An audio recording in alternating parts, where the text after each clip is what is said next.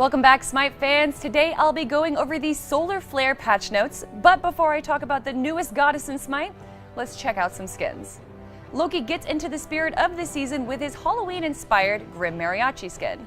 This skin is a combination of a mariachi band meets Day of the Dead, and although the mustache might be painted on, it just goes so well with those shoes. Lastly, Ravana players will finally get their Gold, Legendary, and Diamond Mastery skins. The basic tutorial for Smite has been heavily updated, including a more matinee-focused approach, giving new players a slightly more story-driven introduction into Smite. With October here, it's time to start the Smite Halloween event. The arena map gets decked out in spooky decorations and haunting music. The minions will also be replaced with horrifying zombie minions, as well as the siege minion wielding a jack-o'-lantern bomb. To further celebrate Halloween, upon death, gods will now spawn tombstones in their wake. Moving on to item changes. Mail of Renewal, after receiving a buff last patch, is getting a small nerf through decreased passive healing. Bluestone Pendant has its additional damage reduced from 30 to 26 over 2 seconds. Shoes of Focus now provide 250 mana, whereas Shoes of the Magi no longer gives mana, but now has increased magical power from 40 to 45. A lot of gods are going to see some small tweaks in the balancing this patch, first of which is Apollo, who is getting increased knockback strength on his ability, the Moves. A Wheelix can now pull enemies through walls with her ultimate, Gravity Surge. Cabrakan's Refraction Shield has its cooldown reduced to 10 seconds at all ranks. Chalk has a big buff to his Rain Dance, which now slows enemies 15% more through all ranks. Hubble also gets a buff through his Yellow River, which now grants slow immunity to him as well as his allies.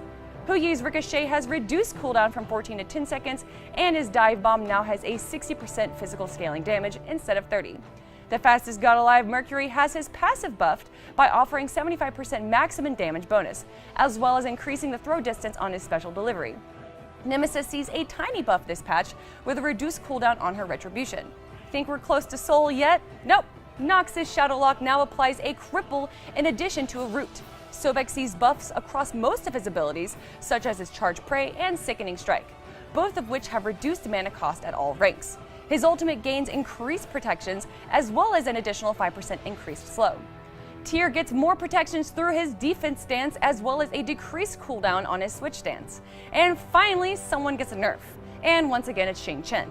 His ultimate is still too strong, and because of that, it's getting an increased cooldown of 100 seconds at all ranks. It will also have reduced magical scaling from 10 to 20%. Now, everyone, it is time to go over to the newest addition to Smite, Sol, the Roman sun goddess. Her passive, Unstable Manifestation gains heat as she uses abilities and auto attacks, which decreases over time. She gains magical power and attack speed for every 3% heat, and at 100%, her basic attacks gain 50% damage.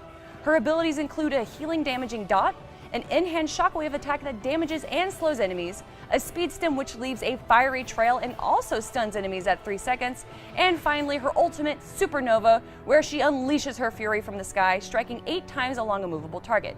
Enemies hit on the first strike are knocked back, and on successive hits, enemies will only take 20% damage. That is it, everyone, for this week's patch overview. You want to read the full detailed patch notes? Just go to our forums at forums.smitegame.com.